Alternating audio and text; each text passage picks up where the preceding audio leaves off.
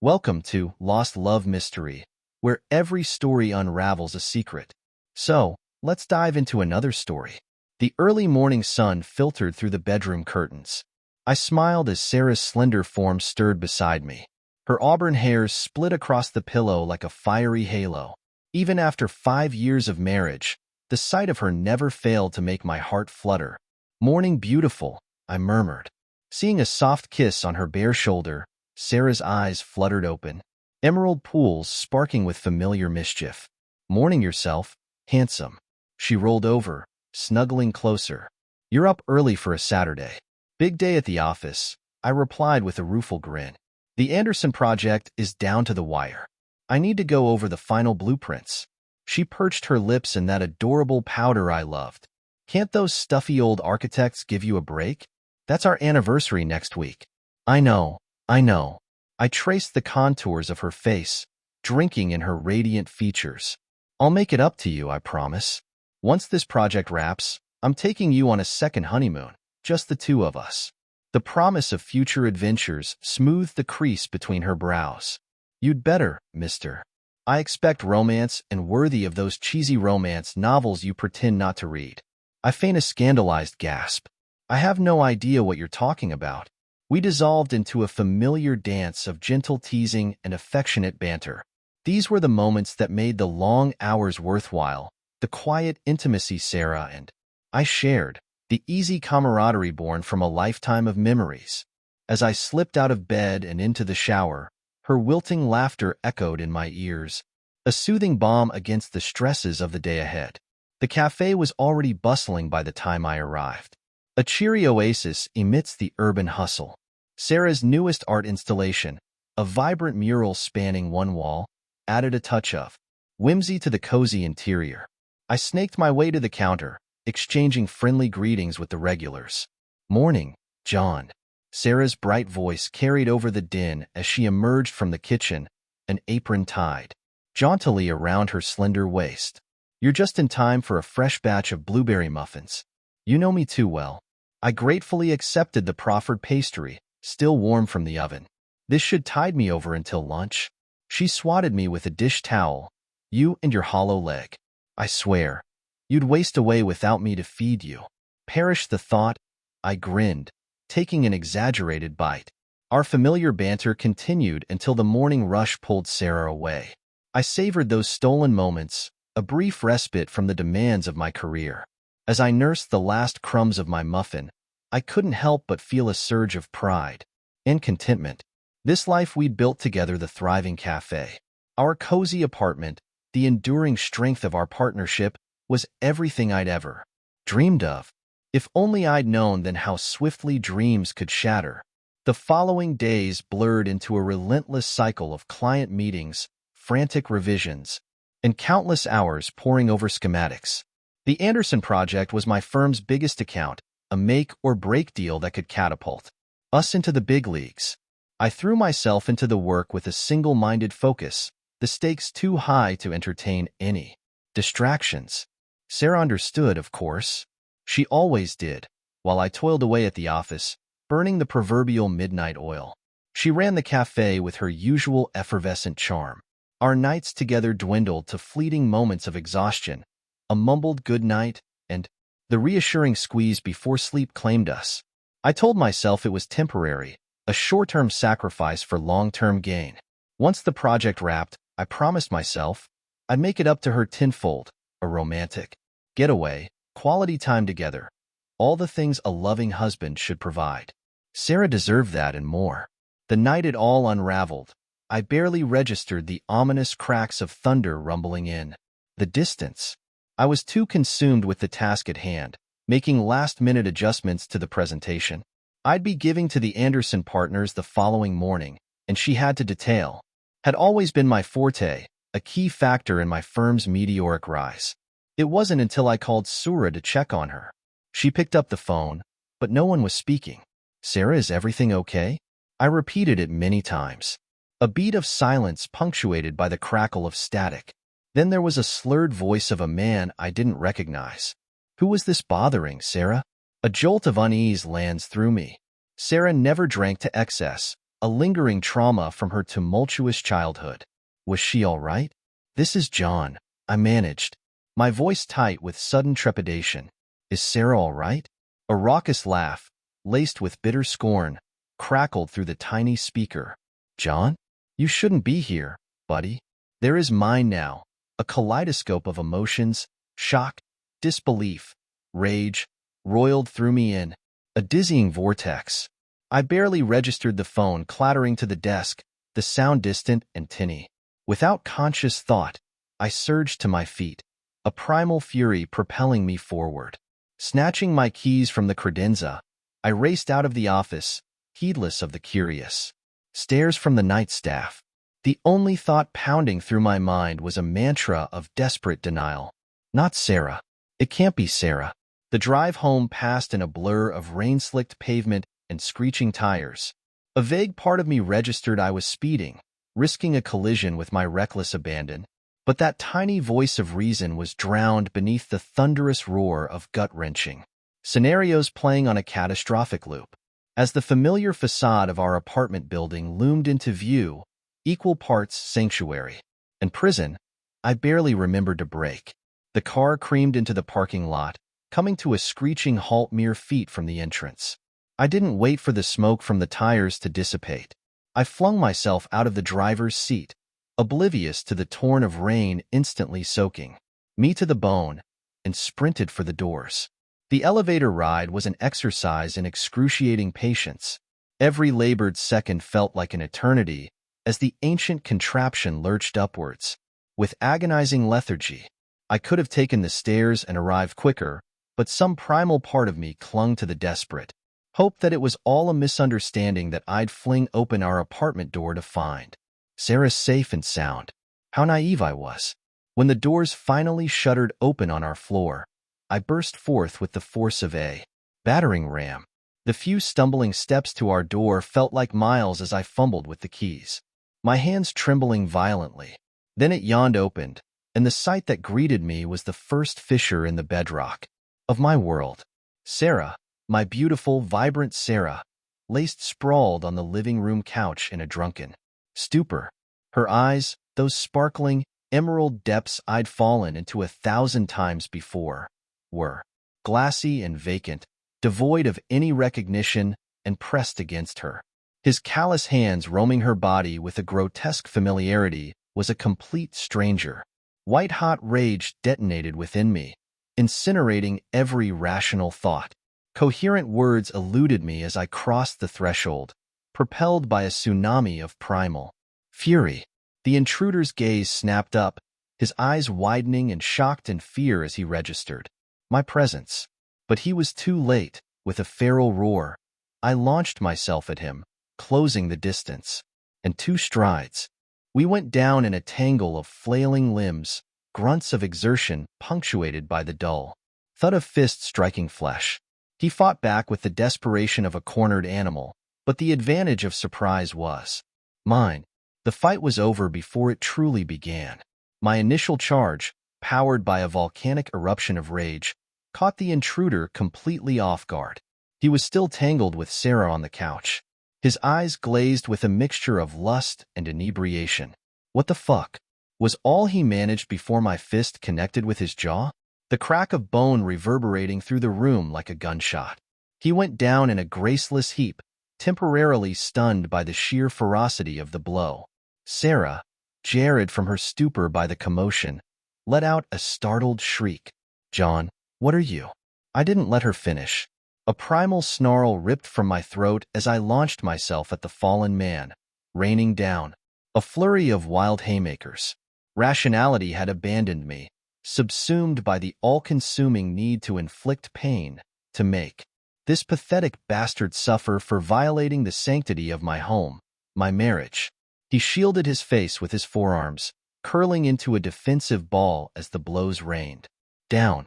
"Stop, please. I'm sorry." His blubbered apology only fanned the flames of my fury.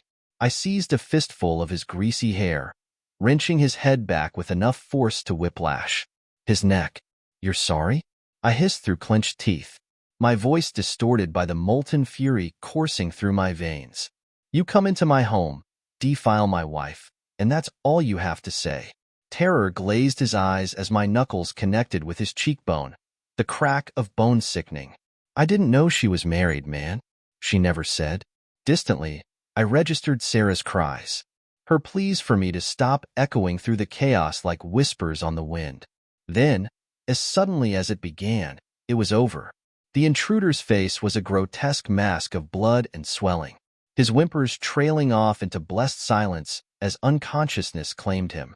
I recoiled, panting like a winded animal, every ragged breath a physical manifestation of the torment clawing at my soul.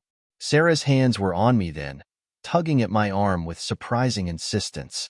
John, please, you're going to kill him. The shrill panic in her voice penetrated the crimson haze.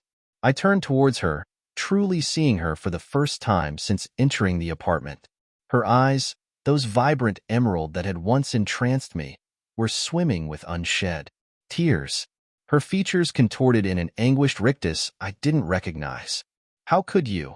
Each syllable carved from the ragged remnants of my shattered heart. After everything we had, how could you do this to us?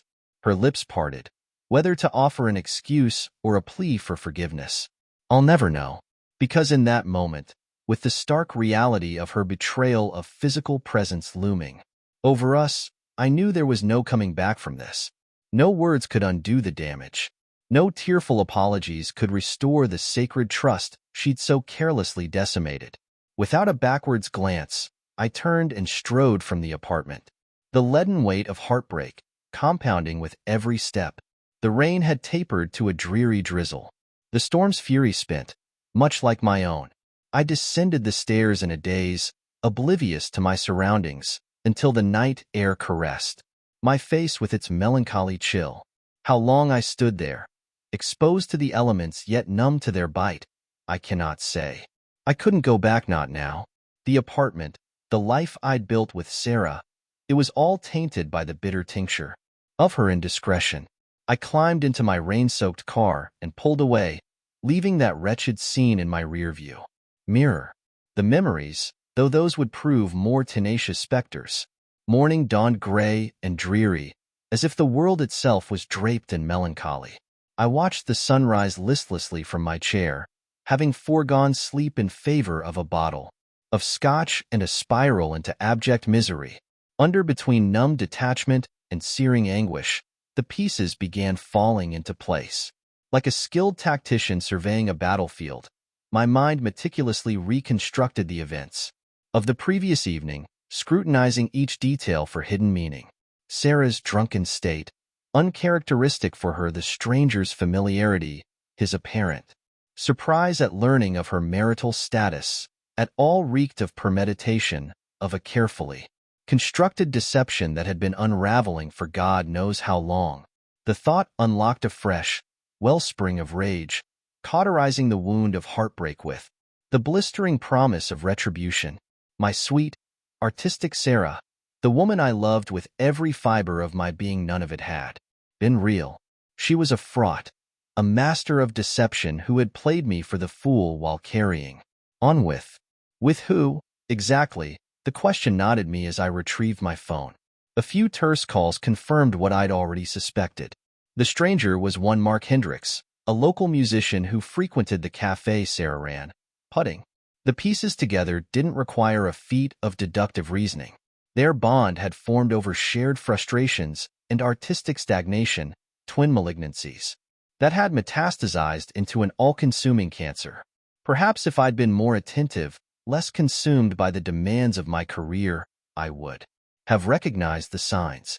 If I'd made more of an effort to nurture the embers of Sarah's passion, she had made her choices just as I would make mine.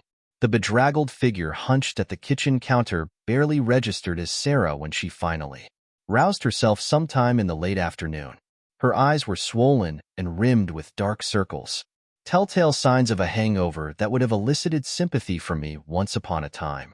Now, I felt nothing but a hollow pang of revulsion as she flinched at the sight of me, her entire form radiating shame and weariness. John, she rasped my name like a prayer, each syllable saturated with desperate hope. I'm so sorry.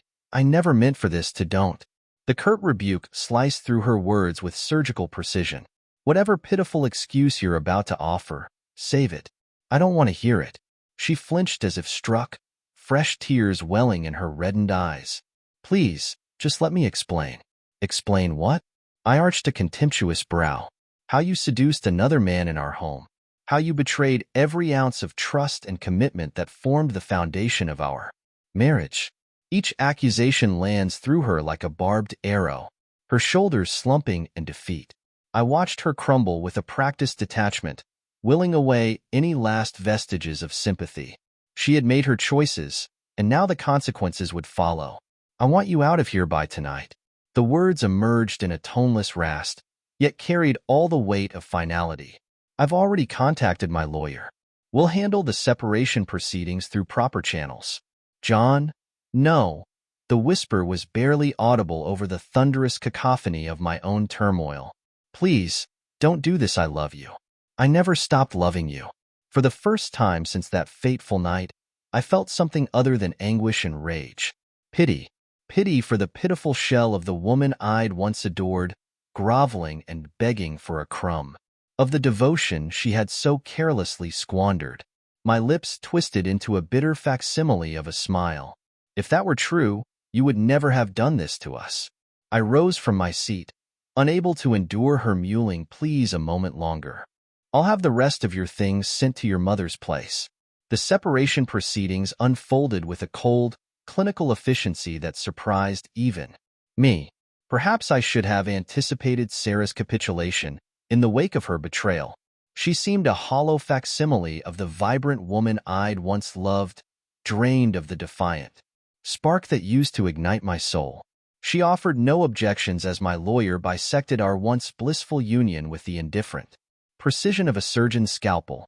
The apartment, the contents we'd so carefully accumulated over the years, even the cafe, that had been the crown jewel of her ambitions.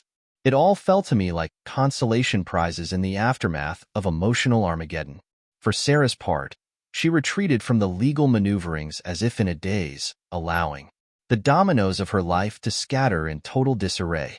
I watched the dissolution of everything she'd worked toward with a sort of morbid fascination, at times struck by fleeting twinges of residual concern for her well-being. But those faint stirrings were always fleeting, overwhelmed by the twin tides of bitterness and righteous indignation that had become the cornerstones of my existence. She had chosen this path. After all, the consequences were hers to bear. In the weeks that followed the separation being finalized, I channeled every ounce of my emotional turmoil into two singular obsessions: work and revenge. I was nobody's fool, content to slink away and nurse my injuries in solitude. No, the very notion was antithetical to my core principles, the uncompromising values instilled by my mother's tireless sacrifices throughout my youth. I had been wronged, violated in the most profound way, and there would be a reckoning. What began as aimless internet trawling during the sleepless hours eventually solidified into a precise battle strategy. I meticulously mapped out the parameters of my vengeance, cultivating a spectral online presence through a myriad of anonymous identities and burner accounts. From there, I started laying the foundations for Mark's downfall with a surgeon's precision. The first tracks were laid through a series of negative reviews on popular musician forums, subtly undermining his credibility as a live performer. Seemingly innocuous comments about tardiness, unreliability, unprofessionalism, a drip feed of subtle toxicity that gradually eroded his reputation from within. The real coup, however, was gaining access to the private communications of local venue managers and booking agents through some, let's say, morally questionable channels.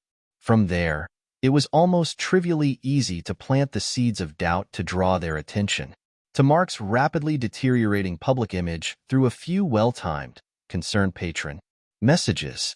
I watched his upcoming gig calendar with a sort of grim satisfaction, relishing the gradual contraction of his projected income streams. Against such a multi-pronged assault, even his die-hard supporters among the local music community eventually grew skittish, the risk of aligning with damaged goods too severe to dismiss. It wasn't long before the dominoes began to topple in earnest. Venues started canceling his shows and masks, his phone dwindling into a haunting silence. Where it had once chirped with the promise of budding success, I could picture his desperation, his indignant bewilderment, as the construct he devoted. His life came crashing down around him. Good. Let him suffer as I did. With Mark's fledgling career circling the proverbial drain, I turned my sights towards the more arduous task of dismantling Sarah's beloved cafe. Her pride and joy, the embodiment of the dreams she had once allowed me to share in. Crushing it would be a masterstroke, a wound that would fester for years to come. It required more finesse than the smash-and-grab sabotage I'd unleashed on Mark. The cafe was Sarah's lifeblood, an establishment with years of goodwill and community support, buttressing its foundations. A more delicate touch was required to initiate its collapse, laying the groundwork for a crisis from which it could never recover. Once again, I relied on the power of anonymity to weave my web. This time, however, the attacks came from a more official vector. A series of meticulously compiled grievances submitted through the proper municipal channels. Health code violations, unsubstantiated at first, until the reports started rolling in. From concerned citizens with remarkable consistency, I salted the proverbial earth, ensuring the grievances encompassed every conceivable angle of operation, food safety, cleanliness of the premises, even absurd indictments of the restroom facilities, and potential vermin infestations. One by one, the buckshot of accusations slowly overwhelmed the defenses, prompting increasingly frequent inspections that eventually mandated emergency renovations. And just like that, the once thriving cafe ground to a halt, its doors shuttered as it underwent the renovations I'd so insidiously catalyzed. The loss of revenue during that period alone would have been a devastating blow. But I wasn't content to merely let the establishment wither on the vine. I tracked the inspectors' visits meticulously, timing the release of each new grievance to maximize the delays and escalating costs. In months, the cafe had become little more than a vacant husk, drained of life and vibrancy. The pittance of Sarah's savings was rapidly depleted, her dreams reduced to ashes on the altar of my vengeance. When she finally reached out, voice trembling with the first embers of defeat, I'll admit, a part of me relished the moment. I pictured her, stripped of the bright-eyed optimism that had once set my heart ablaze, desperate and broken, and utterly at my mercy. The meeting itself was a hollow, perfunctory affair. We rendezvoused at a nondescript cafe on the outskirts of town, the bland setting, as devoid of emotional resonance as the shattered remains of our relationship.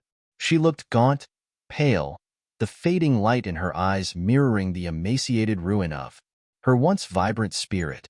John, the plea was a sigh, an anguished exhalation that stirred neither pity nor mercy within me. Please, I never wanted to hurt you. You have to believe that. My answering stare was as frigid as a glacier. You made your choices, Sarah. Now you're facing the consequences. But this, she flung an arm outward in a vague, impotent gesture. The cafe, ruining Mark's career. Is this really what you want? For everyone's lives to be destroyed over one mistake. A mistake? I hissed, leaning across the table to impale her with a gaze of molten fury, carrying on. An affair behind my back, lying to me for God knows how long that wasn't just a mistake. Sarah, it was a conscious choice, made over and over again until the truth finally came to light. She recoiled as if struck, tears welling in eyes that had once shone with adoration. For me, in that moment, impossibly, I felt a perverse flicker of indication. Good. Let her suffer a fraction of the agony she had inflicted upon me. I wanted to build a life with you. I continued, each word measured and precise as a scalpel's caress, to weather any storm, conquer any hardship, side by side as partners. You shattered that with your selfishness, your weakness. This, I gestured around us with a contemptuous sweep of my hand. This is the consequence you've brought upon yourself. I'm sorry. The apology was tinny and hollow, swallowed by the deafening silence that stretched between us. A chasm is vast and impassable as the oceans that once separated continents. I never stopped loving you. I regarded her with a strange sense of detachment, as one might regard a pathetic stray whimpering for scraps. If that were true, you would never have destroyed everything we had. The memory of that fateful night flickered behind my eyes, the raw lacerations of her betrayal visceral as the moment they were inflicted. I sucked in a steady breath, willing away the lingering shadows. We're done here, Sarah. The finality in my voice broke no argument. I've said all I have to say. With that, I pushed away from the table and strode from the cafe, leaving Sarah's shattered form in my wake. Each step felt leaden yet curiously weightless, as if I was shedding the final vestiges of the life we had once shared. That was the last time I spoke with Sarah. I started focusing on my work, started taking therapy, and slowly but steadily, I started to move on. Months passed, and I bumped into Sarah at a local art exhibit. She was pale and gaunt, a shadow of her former self. Her paintings, once vibrant expressions of joy, were now filled with a haunting loneliness. A pang of unexpected empathy struck me. I didn't approach her, but as I walked away, I noticed a flicker of something in her eyes. I felt bad for her, but she made a mistake that I couldn't and would never forgive her for what she did with me.